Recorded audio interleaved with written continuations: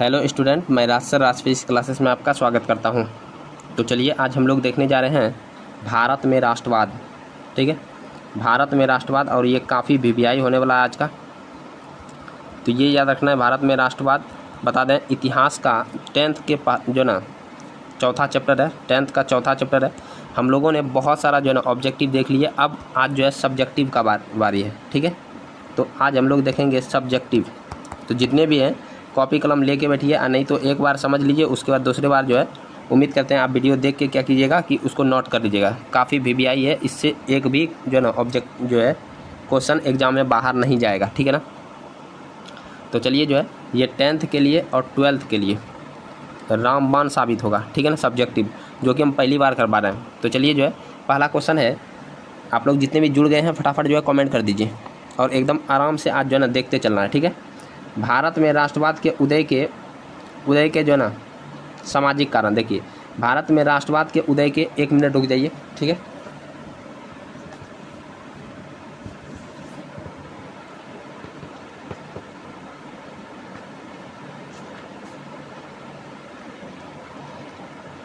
तो देखिए भारत में राष्ट्रवाद के यहाँ सामाजिक कारण दिए हैं। यदि हम लोग भारत में सिर्फ राष्ट्रवाद के उदय का कारण देखेंगे तो देखिए उदय का कारण क्या हो जाएगा, बहुत सारा कारण था। तो सबसे पहले हो जाएगा राजनीतिक कारण। आप लोग देखिएगा जो है ना हिस्ट्री में तो दिया होगा राजनीतिक कारण, राजनीतिक कारण। ठीक है, दूसरा देखिएगा तो दूसरा हो जाता है सामाजिक कारण। देखिए सामाजिक कारण, उसके बाद हो जाएगा तीसरा जो है ना आर्थिक कारण। तो इसको मिटाते हैं हम, तीसरा आर्थिक कारण, आर्थिक कारण। चौथा यदि देखेंगे तो सैनिक कारण। ठीक है, सैनिक कारण। यदि हम लोग पांचवा देखेंगे, सैनिक कारण के बाद और भी कारण हो सकता है। तो चलिए जो है ना और भी कारण बहुत सारा हो सकता है। ठीक है, जिसमें कि किसान का हम लोग देखेंगे। ठीक है ना, जो ज़मीन लेता है वो सब कारण, तो बहुत सारा कारण हो सकता है। ठीक है, तो इसमें जो ना आप लोगों को बोला है कि सामाजिक कारण पर प्रकाश डालिए। हो सकता है आपको पूछ दे कि आर्थिक कारण पर प्रकाश डालिए, हो सकता है सैनिक कारण पर दे दे।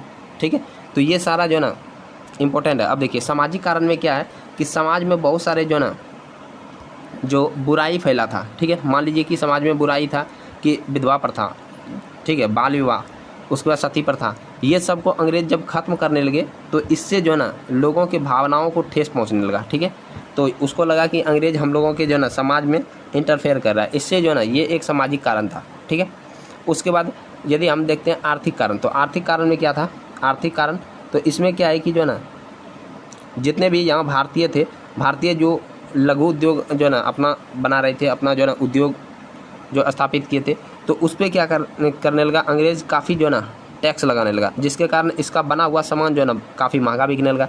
तो इससे जो है जितने भी जो है ना यहाँ के मतलब कि क्या कहते हैं उद्योगपति थे, उसका जो है धीरे धीरे उद्योग बंद हो गया। ठीक है, उसके बाद और भी देखते हैं कि इसमें जो किसान था, किसान पर जो है ना बहुत ज़्यादा टैक्स लगाने लगा, जिसके कारण किसान जो दयनीय स्थिति में चला गया। तो ये सब क्या आर्थिक कारण है, मतलब कि भारत में पैसा का कमी होने लगा। ठीक है, तो ये आर्थिक कारण हो गया। उसके बाद है राजनीतिक कारण। तो राजनीतिक कारण में हम लोग देखते हैं बहुत सारा जो है ना राजनीतिक कारण है कि जिसमें कि मान लीजिए कि जो है ना अंग्रेज सरकार जो है बहुत सारा जो है ना यहाँ पे प्रेस एक्ट लाया था। ठीक है, प्रेस एक्ट 1878 वाला कितना खतरनाक था आप लोग जानते होंगे। 1878 में आया था वर्नाक्यूलर प्रेस एक्ट, तो उसके कारण भी जो है ना ये एक राजनीतिक कारण था। उसके बाद क्या है कि भारत के जो है ना भारतीयों के राजनीतिक में इंटरफेयर करने लगा। ठीक है, यहाँ पर फिर जो है राजनीतिक कारण था कि जो है ना बंगाल का विभाजन करने लगा। ठीक है, बंगाल का विभाजन करने लगा 1905 में।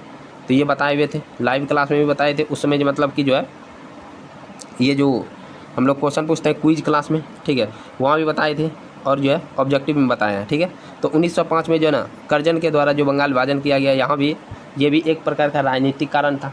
डलहौजी ने जो है ना हड़प नीति अपनाया था, ये भी एक प्रकार का राजनीतिक कारण था। हड़प नीति में क्या था, डलहौजी ने लाया था, जिसमें कि किसी भी जो है ना यदि मान लीजिए कोई भी कारण हो, जैसे मान लीजिए कि यदि कोई जो है ना व्यक्ति किसी बच्चा को गोद लिया है, ठीक है, उसका बच्चा नहीं है, तो व्यक्ति के मरने के बाद बच्चा का वो ज़मीन नहीं होगा, उसका संपत्ति बच्चा का नहीं होगा, बल्कि जो है ना सरकार का हो जाएगा। तो ये सब कारण था जो है ना राजनीतिक कारण था, ठीक है। कुछ जो है और भी लाए थे, जैसे मान लीजिए आर्म्स एक्ट लाया था, ठीक है ना, कोई भी जो है ना हथियार नहीं रख सकता। ये सब क्या था, ये सब एक राजनीतिक कारण बन गया, ठीक है ना। तो जिसके कारण जो है ना उसके बाद 1909 में देखिए पृथक निर्वाचक क्षेत्र लाया था, ठीक है। तो इसके कारण 1919 में क्या आया था, 1919 में आया था जो है ना मॉन्टेग्यू चेम्सफोर्ड, ये 1909 में आया था मार्ले मिंटो सुधार। ये सब कारण क्या है, एक राजनीतिक कारण है, ठीक है। तो यही जो है ना आप लोगों को ध्यान से देखना है। देखिए सोशल साइंस जो होता है, सोशल साइंस का मतलब है कि खुद से कितना जो है लिख सकते हैं, बस ये रट्टा मार के जो है ना कुछ नहीं कर पाएंगे, ठीक है। जितने जुड़े हैं एकदम जो है ना आसान से रहिए। 10th के लिए ये VVI होगा, ठीक है ना, सब्जेक्टिव लाए हैं आप लोगों के लिए, तो काफ़ी इंपॉर्टेंट है। तो चलिए हम जो है सीधा आंसर पे चलते हैं इसका। तो आंसर देखिए, आंसर इसमें क्या दिया हुआ है,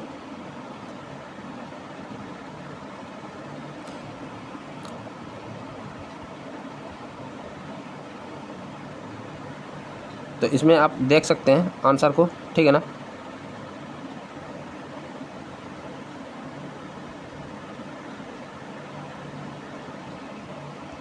तो चलिए देखते हैं। देखिए बोल रहा है कि भारतीय राष्ट्रवाद के उदय के सामाजिक कारण प्रमुख थे। पहले अंग्रेजों के प्रजातीय विभेद की नीति, ठीक है, प्रजातीय विभेद यहाँ जो है भेदभाव कर रहा था। दूसरा है अंग्रेज अपने आप को श्रेष्ठ समझते थे, भारतीयों को उपेक्षा मानते थे, मतलब हे दृष्टि से देखते थे। दूसरा कारण देखिए, ये कारण में लिखना, पहला कारण ये हो गया, ठीक है, और दूसरा कारण ये हो गया, तो ऐसे कॉपी में लिखना है, ठीक है। तीसरा है कि भारतीयों पर अनेक प्रतिबंध थे, जैसे कि रेलगाड़ी, क्लब, ठीक है, होटल में वे प्रवेश नहीं कर सकते थे जिनमें अंग्रेज ही सिर्फ जो ना हो। तो ये भी एक कारण था, सामाजिक कारण, ठीक है। उसके बाद है सरकारी सेवाओं में अंग्रेजों को ऊंचा पद दिया जाता था, ठीक है, जिसके कारण ये भी एक राष्ट्रवाद भावना में जो है ना लोगों को प्रेरित करता है, राष्ट्रवाद के लिए जो है ना प्रेरित करता है। देखिए तो ये सब एक कारण था, ठीक है ना। उसके बाद बोल रहा है सरकारी, तो पहला हो गया, दूसरा हो गया, उसके बाद यहाँ से तीसरा देखते हैं, ठीक है। तीसरा के बाद ये चौथा देख लिए, चौथा देख लिए। उसके बाद पाँचवा पॉइंट यहाँ से, तो आप 5 पॉइंट तक लिखिएगा, ठीक है ना, कि सरकारी नागरिक जो है सेवा में भारतीयों को प्रवेश करना बहुत मुश्किल था, बहुत बार परीक्षा देना होता था, जिसके कारण फिर जो है नियुक्त भी नहीं लिया जाता था, उसको नौकरी से हटा भी देता था, ठीक है ना। तो ये कारण है, तो काफ़ी इंपॉर्टेंट है, तो ये याद रखना आप लोगों को, सब्जेक्टिव में 5 नंबर में पूछता है, ठीक है। उसके बाद जो है नेक्स्ट क्वेश्चन पे चलते हैं। नेक्स्ट है काफ़ी इंपॉर्टेंट है, ठीक है। देखिए नेक्स्ट, यदि बात करते हैं भारत में राष्ट्रवाद उपनिवेशवाद जो है ना विरोधी आंदोलन कैसे विकसित हुआ।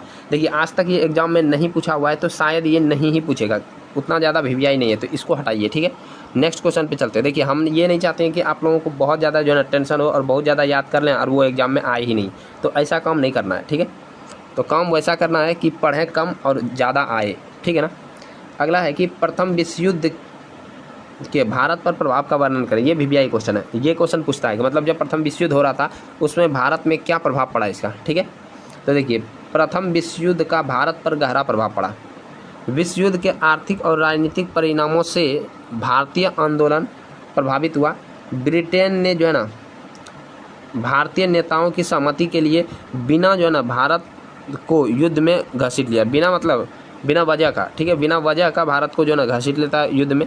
कांग्रेस, उदारवादियों और जो है ना भारतीय रजवाड़ों ने इस उम्मीद से अंग्रेजी सरकार को समर्थन दिया कि जो है ना युद्ध के बाद उन्हें स्वराज प्राप्ति होगी, परंतु ऐसा नहीं हुआ। देखिए इसमें क्या था कि 1900 जो है ना, ध्यान से सुनना, अब 1914 में जो है ना युद्ध स्टार्ट हुआ था, जो है प्रथम विश्व युद्ध, ठीक है। इसमें क्या हुआ कि जो अंग्रेज था मतलब ब्रिटेन वाला, ये ब्रिटेन जो है ना जर्मनी से लड़ रहा था, ठीक है।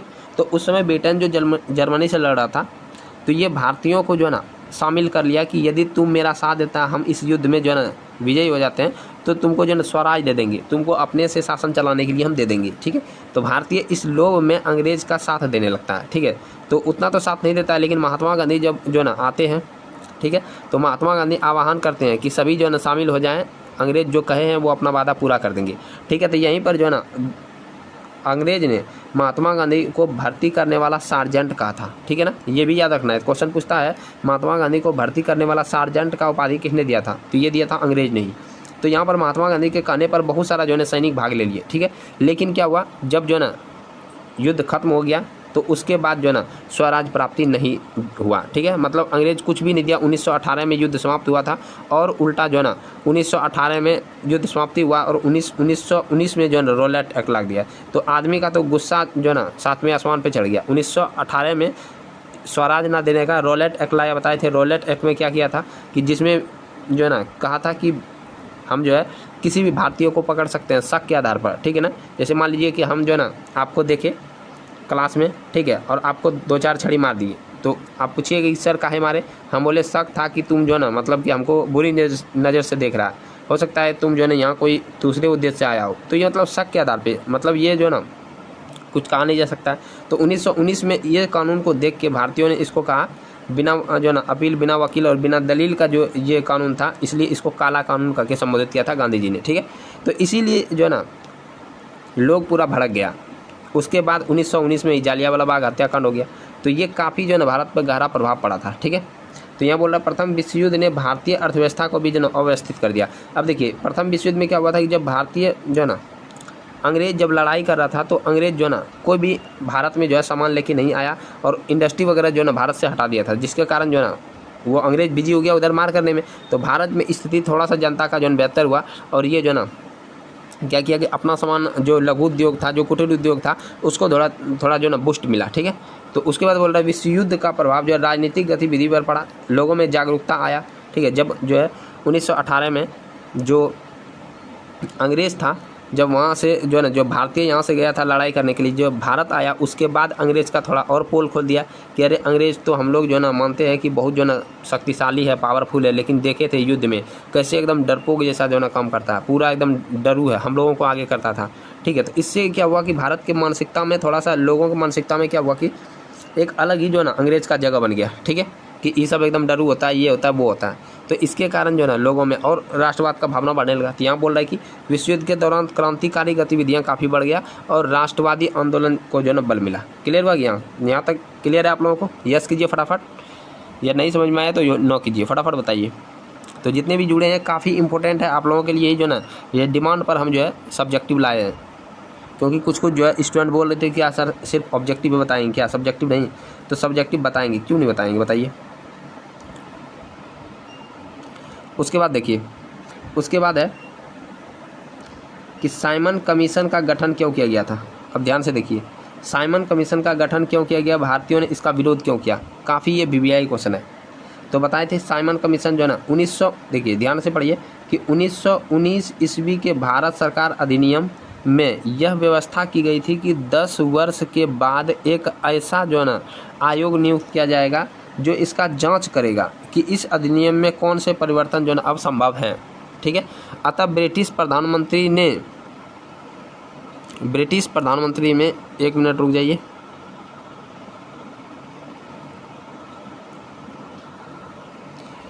ब्रिटिश प्रधानमंत्री ने जो है ना एक ऐसा आयोग नियुक्त किया जाएगा जो इस बात की जांच करेगा कि जो है यहाँ ब्रिटिश प्रधानमंत्री ने समय से पहले ही सर जो है जॉन साइमन के नेतृत्व में 8 नवंबर 1927 को साइमन कमीशन की स्थापना कर दिया। इसके सभी जो है ना 7 सदस्य जो अंग्रेज थे। इस कमीशन का उद्देश्य संवैधानिक जो है ना सुधार के प्रश्न पर विचार करना था। इस कमीशन में किसी भी भारतीयों को शामिल नहीं करने के कारण जो है इसका जो है ना पूरा विरोध हुआ। और अब ध्यान से सुनिए, अब हम बताते हैं इसमें जो लिखा हुआ है ये सही है, लेकिन और भी हम डिटेल से थोड़ा बताते हैं। देखिए, साइमन कमीशन का गठन हुआ था, तो सबसे पहला ये बात सही है कि 1919 में भारत सरकार अधिनियम जो है यहाँ आया था अधिनियम, उसी के जांच करने के लिए एक जन नियुक्त किया गया था। इसका जो अध्यक्ष था वो जो है ना सर जॉन साइमन थे, ठीक है।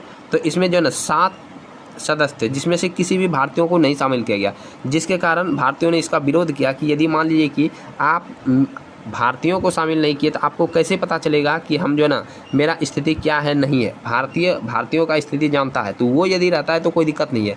लेकिन आप लोग रहे जो है ना छिले हुए मुर्गा, मतलब कि एकदम अंग्रेज लाल लाल जो है ना मुँह है, एकदम आए हैं, और आप जो है सीधा ब्रिटेन से आ रहे हैं, तो आपको भारत का स्थिति कैसे पता चलेगा कि हम जो है ना हम लोगों को क्या दिक्कत है, क्या समस्या है, क्या जो है ना इसका जो है ना 1919 में क्या जो है सुधार करना है। तो इसीलिए भारतीय इसका विरोध करने लगे, ठीक है।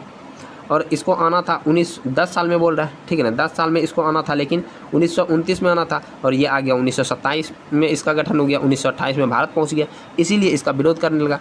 और इसमें नारा दिया गया कि जो है ना साइमन गो बैक, ठीक है, साइमन गो बैक। इसमें सभी जो है अंग्रेज थे, इसको जो है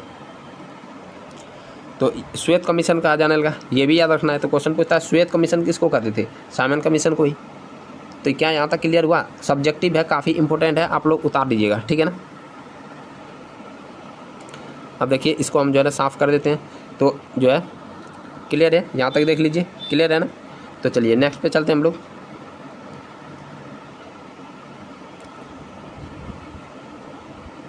तो नेक्स्ट देख लेते हैं, नेक्स्ट काफ़ी इंपॉर्टेंट है, देखिए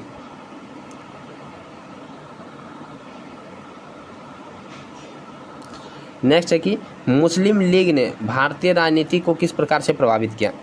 मुस्लिम लीग ने भारतीय राजनीति को किस प्रकार से प्रभावित किया। देखिए सबसे पहले मुस्लिम लीग का स्थापना कब हुआ था, 1906 में, ठीक है, 1906 में हुआ था। तो ये हुआ था स्थापना कहाँ पे, ढाका में, ठीक है, ढाका, ये ढाका मोड़ नहीं, ठीक है ना, ढाका जो है ये बांग्लादेश का राजधानी अभी है, वहाँ ढाका। तो यहाँ जो है सलीमुल्लाह खां और आगा खां के नेतृत्व में किया गया था मुस्लिम लीग का स्थापना, ठीक है। तो ये अपना ही एक जो संगठन बनाया जो है भारतीय राष्ट्रीय कांग्रेस से हट के। तो बोल रहा है कि मुस्लिम लीग ने भारतीय राजनीति में क्या जो है ना प्रभावित किया। देखिए तो यहाँ बोल रहा है कि मुस्लिम लीग ने कांग्रेस के विरुद्ध अंग्रेजी जो है ना सरकार का साथ दिया था। कांग्रेस का विरुद्ध जो है ना किसका साथ दिया, ये अंग्रेजी सरकार का, अंग्रेजों का साथ दिया था। इस कारण सरकार ने मुसलमानों को जो है ना पृथक निर्वाचक क्षेत्र दिया, व्यवस्थापिका सभा में जो है ना प्रतिनिधित्व आदि जो है सुविधाएं दिया। इस सुविधाओं के कारण हिंदू और मुसलमानों में विभेद उत्पन्न हो गया, जिससे जो है भारतीय राजनीति पर बुरा असर पड़ा। जिन्ना के नेतृत्व में 14 सूत्रीय मांग को रखकर भारत का विभाजन कर दिया गया। देखिए काफ़ी मतलब ये जो ना जो बोल रहा है कि मुस्लिम लीग के कारण भारतीय राजनीति पे क्या असर पड़ा, तो बहुत बुरा असर पड़ा, ठीक है ना। कारण क्या है कि भारतीय राजनीति में यहाँ से एकता भंग हो गया, हिंदू और मुसलमान में जो है एकता भंग हो गया। तो मुस्लिम लीग को क्या किया, जो अंग्रेज था वो पृथक निर्वाचक क्षेत्र दे दिया। पृथक निर्वाचक क्षेत्र का मतलब हो गया कि ये इलाका, जैसे मान लीजिए ये भारत है, ठीक है, इस इलाका में ये जो है ना ये यहाँ से सिर्फ जो ना कौन खड़ा होगा, तो मुस्लिम होगा। इस तरह का मतलब पृथक निर्वाचक क्षेत्र देने लगा, अलग अलग मतलब कि वो उस क्षेत्र से सिर्फ मुस्लिम ही खड़ा होगा, तो इस तरह का, ठीक है, जिससे क्या हो गया कि यहाँ जो है ना एकता में कमी आने लगा, ठीक है। और जिन्ना जो है ना इसमें महत्वपूर्ण भूमिका निभाया, ये जो है ना 14 सूत्री मांग लाया था। तो 14 सूत्री गांधी जी लाए थे 11 सूत्रीय मांग, लेकिन जिन्ना लाए 14 सूत्रीय मांग, ठीक है। तो 14 सूत्रीय मांग में इसका एक भी मांग भारतीयों के लिए नहीं था, वनली सिर्फ मुस्लिम के लिए था, इसलिए और घोर विरोध हो गया, जिसके कारण जो है ना भारतीय राजनीति पे बुरा असर पड़ता है, ठीक है ना। तो चलिए नेक्स्ट क्वेश्चन पे हम लोग चलते हैं। तो काफ़ी वीवीआई है, देखिए ये भी जो है ये तो पूरा वीवीआई, जितना आप इसमें वीवीआई लगा सकते हैं अपने मन से वो लगा लीजिए, क्योंकि ये काफ़ी वीवीआई है, ठीक है ना। आप लोग अंत तक बने रहिए, काफ़ी इंपॉर्टेंट है। देखिए बोल रहा है कि स्वराज पार्टी की स्थापना का उद्देश्य क्या था। तो देखिए सबसे पहले ध्यान से सुनिए कि 1922 ईस्वी में, ठीक है, 1922 में जब चौरी चौरा कांड हुआ था, ठीक है, उसमें 22 पुलिसकर्मी जो है जिंदा जल के खत्म हो गए थे। तो महात्मा गांधी ने इस आंदोलन को, ये हुआ था कब, 5 फरवरी को, 5 फरवरी 1922 को, ठीक है ना, 5 फरवरी 1922 को। तो महात्मा गांधी ने इस 11 फरवरी 1922 को जो है ना ये आंदोलन को वापस ले लिया था, ये याद रखना, ठीक है। महात्मा गांधी ने 5-6 दिन बाद जो है इस आंदोलन को वापस ले लिया, जिसके कारण जो है लोगों में विरोध आ गया, एक प्रकार का जो है ना गांधी जी का विरोध करने लगा कि जो है ना ये बूढ़ा पागल हो गया, ये हो गया, वो हो गया। कारण क्या है कि एकदम जोश में था सारा और सब निकल गया था अंग्रेज को मारने के लिए, ठीक है। तो यहाँ पर जो है ना ये सब बोला, स्वराज पार्टी का जो है ना स्थापना का उद्देश्य था। अब क्यों स्थापना हुआ था, तो 1922 में ही जो है गया में अधिवेशन हुआ, ठीक है, ये फरवरी का बात था, और दिसंबर में जो है अधिवेशन होता था, ठीक है। तो गया में अधिवेशन हुआ, उसका जो अध्यक्षता किया चित्तरंजन दास ने, ठीक है, चित्तरंजन दास जो है ना वहाँ अध्यक्षता किए। और उसके बाद उन्होंने कहा कि देखिए हम लोग जो है ना एक अलग पार्टी बनाते हैं, जो कि जो है ना अंग्रेज़ों के प्रति, जहाँ पे जो है ना कार्यकारिणी सभा है, ठीक है, अंग्रेज जहाँ बैठते हैं, असेंबली है, वहाँ हम लोग जाके जन भाग लेंगे, ठीक है। और उसके बाद वो कोई भी कानून बनाता है तो हम उसका विरोध करेंगे, ठीक है, जो अनुचित है। लेकिन जो है ना जहाँ जो कांग्रेस था, कांग्रेस बोला जब हम लोग एक पार्टी हैं ही तो अलग से स्वराज पार्टी क्यों बनाएं, ठीक है ना। इसीलिए ये जो ना जहाँ पे ये बोल दिया कि नहीं, कोई जो है ऐसा जो है पार्टी नहीं बनेगा, जिसके कारण जो चित्तरंजन दास थे, ठीक है, वो त्यागपत्र दे दिए, और मोतीलाल नेहरू वो भी त्यागपत्र दे दिए कि हम जो है ना कांग्रेस से इस्तीफा लेते हैं, हम कांग्रेस में नहीं रहेंगे, हम एक अपना अलग पार्टी बनाएंगे, जिसको शामिल होना है वो आ जाइए, ठीक है। तो यही था जो है ना स्वराज पार्टी का गठन का कहानी, ठीक है। तो अब देखते हैं हम लोग जो है ना यहाँ से देखिए, तो यहाँ बोल रहा है कि स्वराज पार्टी की स्थापना का उद्देश्य, तो असहयोग आंदोलन की एकाएक समाप्ति से उत्पन्न निराशा और जो है ना क्षोभ का प्रदर्शन 1022 नहीं, क्या हो जाएगा 1922, ठीक है। 1922 में कांग्रेस के गया अधिवेशन का अध्यक्षता किसने किया था? चित्तरंजन दास ने। यहाँ से ऑब्जेक्टिव भी क्लियर होगा, सब्जेक्टिव भी। चित्तरंजन दास और मोतीलाल नेहरू ने कांग्रेस से असहमत जो न होकर पद त्याग करते हुए 1922 में स्वराज पार्टी की जो न स्थापना कर देता है, ठीक है।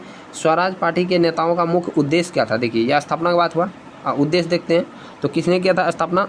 चित्तरंजन दास और मोतीलाल नेहरू। मोतीलाल नेहरू जो कि जवाहरलाल नेहरू के जो न पिताजी थे, ठीक है।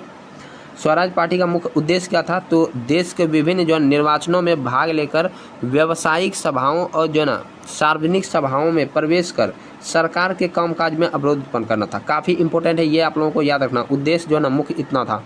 उसके बाद बोल रहा है कि वे अंग्रेजों द्वारा भारत में चलाई गई भारतीय परंपराओं का अंत जो चाहते थे। जो अंग्रेज यहाँ भारत में जो परंपरा चला रहे थे, ठीक है ना, सरकारी परंपरा, उसको ख़त्म करना चाहता था।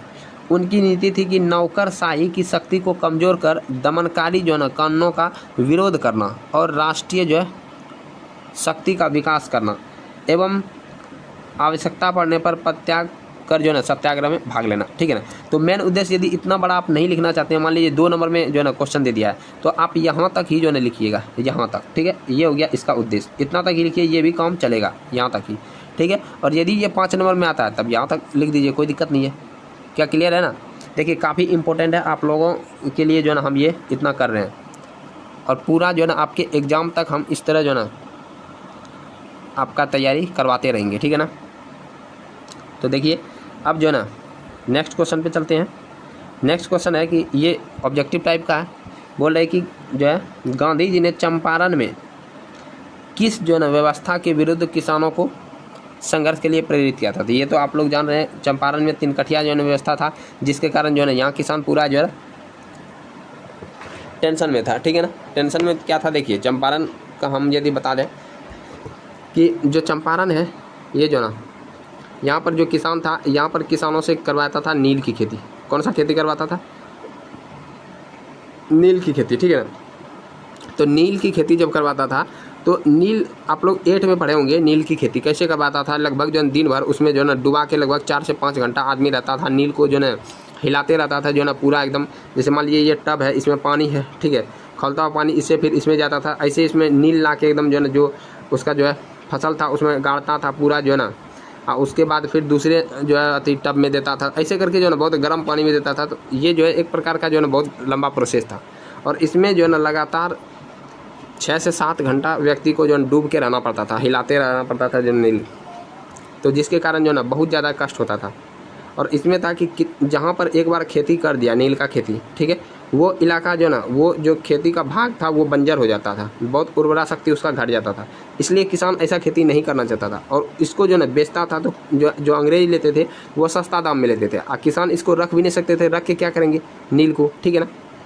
इसलिए बहुत ये घटिया एक जो ना प्रक्रिया था और खेती करवाता था। तो यहाँ जो है ना इसका विरोध किया गया। यहाँ बोल रहा है कि जो जैसे मान लीजिए ये 20 कट्ठा है, 20 कट्ठा में 3 कट्ठा, ऐसे करके मान लीजिए ये जो है ना 3 कट्ठा, तो 3 कट्ठा पे खेती करवाता था। 20 कट्ठा में 3 कट्ठा, इसलिए इसको कहता 3 कठिया, 3 कट्ठा पे करवा रहा है, इसलिए इसको क्या बोलते थे? 3 कठिया पट्टा। याद रखना, ये कहाँ चला था? चंपारण में ही चला था, तो काफ़ी इंपॉर्टेंट है।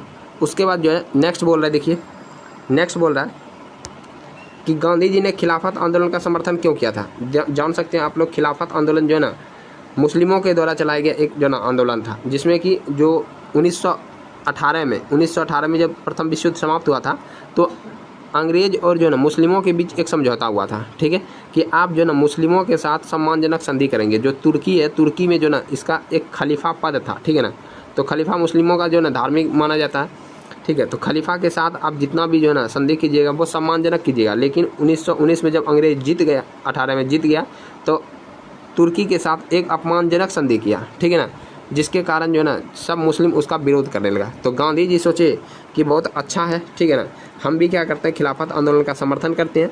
और खिलाफत आंदोलन जान रहे थे, महात्मा गांधी दूरदर्शी थे, जान रहे थे खिलाफत आंदोलन ज़्यादा दिन चलेगा नहीं, ठीक है, इसीलिए इसको एक जो ना अलग ही प्रकार का आंदोलन देंगे, असहयोग आंदोलन।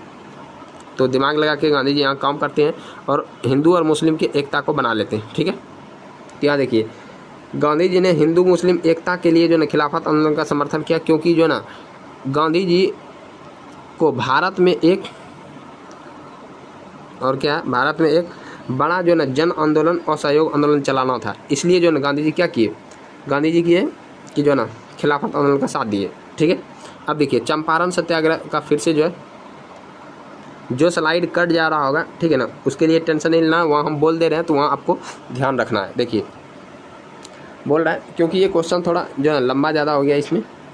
तो देखिए इसमें अगला है कि चंपारण आंदोलन कब हुआ, इसके क्या कारण थे। अभी जस्ट हम इसके बारे में कहानी बता दिया चंपारण आंदोलन के बारे में। देखिए चंपारण आंदोलन 1917 में, अप्रैल 1917 इसमें बिहार के चंपारण जिला में हुआ था। काफ़ी विविया ये हूबहू आपको लिख देना है, ठीक है ना।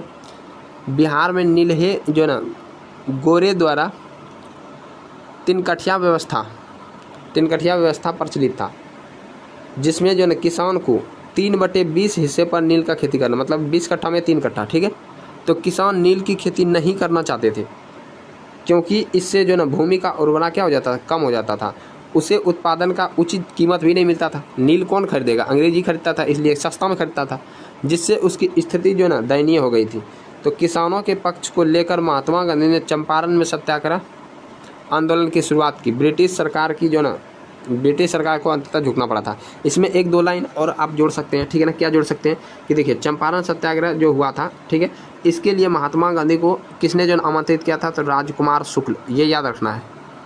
राजकुमार शुक्ल जो थे ये भी एक किसान थे जो कि इस जो ना घटना से पीड़ित थे।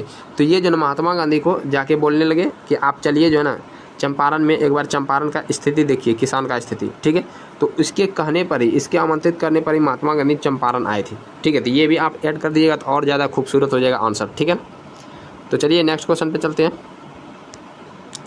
नेक्स्ट काफ़ी इंपॉर्टेंट है, देखिए ये भी वीवीआई क्वेश्चन है, ठीक है ना। नेक्स्ट है कि समाजवादी दल का गठन क्यों हुआ था। तो काफ़ी इंपॉर्टेंट है, ये जो है बहुत बार पूछा हुआ क्वेश्चन है और यहाँ से ऑब्जेक्टिव भी बहुत चलता है, ठीक है ना। तो देखिए समाजवादी का जो ना गठन क्यों हुआ था, तो ध्यान सुनिए कि 20वीं शताब्दी के तीसरे दशक से भारत में समाजवादी विचारधारा भी जो ना का भी उदय और विकास हुआ। तो समाजवादी भी किसानों और मजदूरों की दयनीय स्थिति में सुधार चाहते थे। ठीक है, तो ये याद रखना, इसका विकास हुआ। समाजवादी क्या चाहते थे, किसानों और मजदूरों की दयनीय स्थिति में सुधार लाना। विश्वव्यापी आर्थिक मंदी जब हुआ था 1929 से 30 में, ने सबसे अधिक जो ना बुरा प्रभाव श्रमिकों और किसानों पर ही जो ना डाला था। अतः जो ना समाजवादियों ने अपना ध्यान इन पर जो ना केंद्रित किया। कांग्रेस के अंदर जो है वामपंथियों के अतिरिक्त समाजवादी विचारधारा भी पनपने लगी। नेहरू, सुभाष चंद्र बोस के अतिरिक्त जयप्रकाश नारायण, नरेंद्र देव, राम मनोहर लोहिया, उसके बाद है अच्युत पटवर्धन सरीखे नेताओं ने समाजवादी जो ना कार्यक्रम अपनाने की मांग की। इनके प्रयासों से 1934 में समाजवादी दल की जो ना स्थापना हुई। तो ये आप लोगों को याद रखना है, ठीक है ना। समाजवादी दल का स्थापना गठन का कारण क्या था, कारण यह था जो किसान था, ठीक है ना, और मजदूर, इसका स्थिति दयनीय हो गया था। इसी के स्थिति में सुधार लाने के लिए, ठीक है, समाजवादी दल का जो गठन किया गया था। और विश्वव्यापी जब आर्थिक मंदी आया था, इससे और भी ज़्यादा जो ना बुरा प्रभाव पड़ा था। ठीक है, इसी को ख़त्म करने के लिए समाजवादी दल का जो गठन हुआ। ठीक है, तो इसके प्रयास से 1934 में इसका स्थापना हुआ था। इतना आप लोगों को याद रखना है, ठीक है। तो काफ़ी वीवीआई क्वेश्चन है, ये आप लोगों को याद रखना है। एग्जाम में हूबहू ऐसा क्वेश्चन उठ के आएगा, ठीक है। देखिए ये भी क्वेश्चन, ये तो पूरा जितना आप वीवीआई लगा सकते हैं इसमें आप लगा सकते हैं, ठीक है ना। काफ़ी वीवीआई क्वेश्चन है, बहुत बार पूछा हुआ एग्जाम में क्वेश्चन है, ठीक है। देखिए गांधी जी ने असहयोग आंदोलन क्यों आरंभ किया था। आइए जो ना प्रथम जन आंदोलन था कैसे, तो देखिए गांधी जी ने असहयोग आंदोलन क्यों आरंभ किया। तो सबसे पहले हम बता दिए असहयोग आंदोलन का कारण क्या था। देखिए जब खिलाफत आंदोलन हुआ था, ठीक है, खिलाफत आंदोलन समाप्त हो गया, तो गांधी जी सोचे कि इतना आदमी का जो भीड़ है और इतना हिंदू मुस्लिम एकता आया है, तो ये आंदोलन में ही परिवर्तित करें, नहीं तो इतना आदमी जो ना मतलब बेकार छोड़ दें तो बेकार हो जाएगा, ठीक है। इसलिए गांधी जी असहयोग आंदोलन चलाए। इसका भी एक कारण था असहयोग आंदोलन का, खिलाफत से भी पहले जो ना यहाँ पे जालियांवाला बाग हत्याकांड हो गया था, जिसके कारण महात्मा गांधी जो ना इससे भी जो है ना पूरा क्षुब्ध हो गए थे। उसके बाद रॉलेट एक्ट भी आ गया था। देखिए 1919 का ही घटना ये सब, 1919 में ही रॉलेट एक्ट आया था, 1919 में ही जालियांवाला बाग हत्याकांड हुआ था, 1919 में ही खिलाफत आंदोलन हो गया था, ठीक है ना। तो इस सभी के कारण महात्मा गांधी सोच रहे थे कि कोई ऐसा आंदोलन करें बड़ा जैसा, जो कि जो ना अंग्रेज का नींव हिला दें। तो वही जो ना असहयोग आंदोलन था। महात्मा गांधी इसमें नारा दिए थे कि यदि आप हमको 1 साल का समय देते हैं तो हम अंग्रेज को पूरा भारत से भगा देंगे, ठीक है। इसीलिए यहाँ जो है ना पूरा जो है जितना भी छात्र था, जितने भी महिला थे, बच्चा बूढ़ा, सब इसमें भाग ले लिया था। इसलिए इसको प्रथम जन आंदोलन कहते हैं।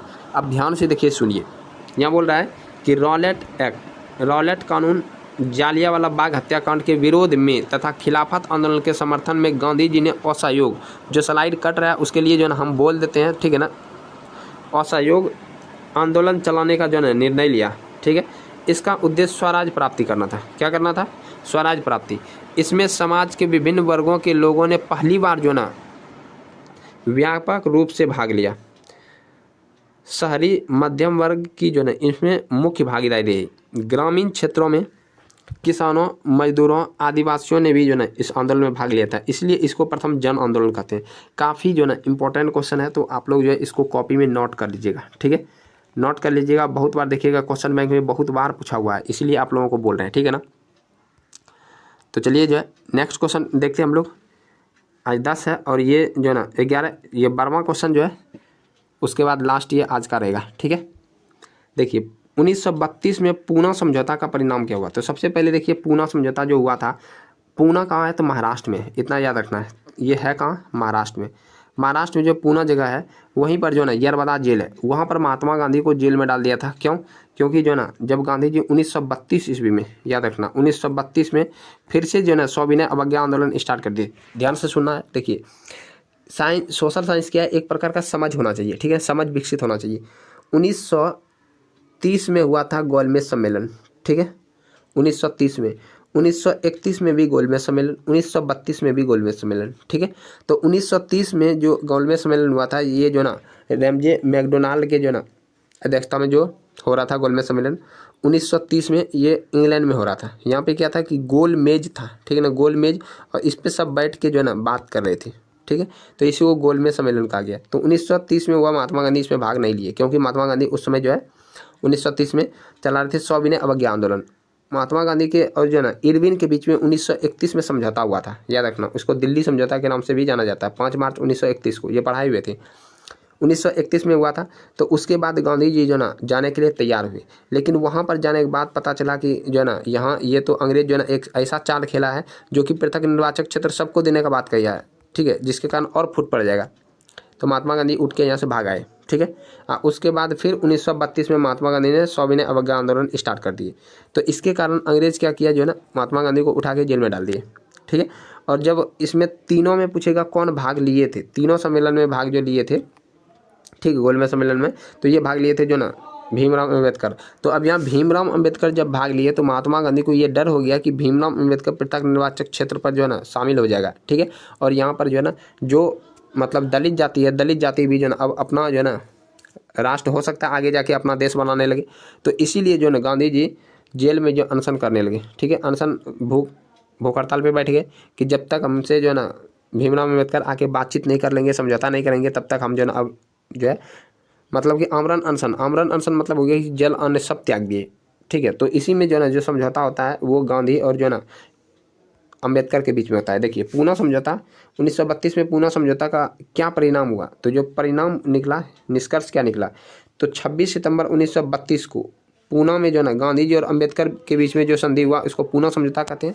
तो पूना समझौता हुआ जिसके परिणाम स्वरूप दलित जो है ना वर्गों के लिए प्रांतीय और जो है ना केंद्रीय विधायिकाओं में स्थान आरक्षित कर दिया गया। अंग्रेज दे रहा था इसको कितना? अंग्रेज देखिए दे रहा था जो है इसको कितना, 74 लगभग दे रहा था, और महात्मा गांधी बोले हम आपको देंगे 148, तुरंत तैयार हो गए, ठीक है। उसके बाद गांधी जी ने अपना जो है ना अनशन यहाँ से ख़त्म कर दिया, और उसके बाद जो है ना हरिजन के उद्धार में कार्य करने लगा, ठीक है ना। तो ये आप लोगों को याद रखना, काफ़ी इंपॉर्टेंट हो जाता है।